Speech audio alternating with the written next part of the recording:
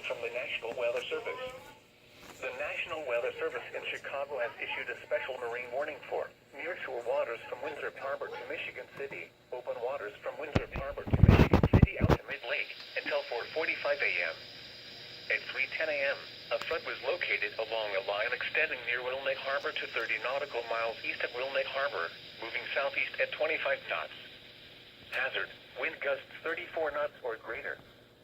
Source, radar indicated. Impact, small craft could be damaged and briefly higher winds and suddenly higher waves. Move to safe harbor immediately as gusty winds and high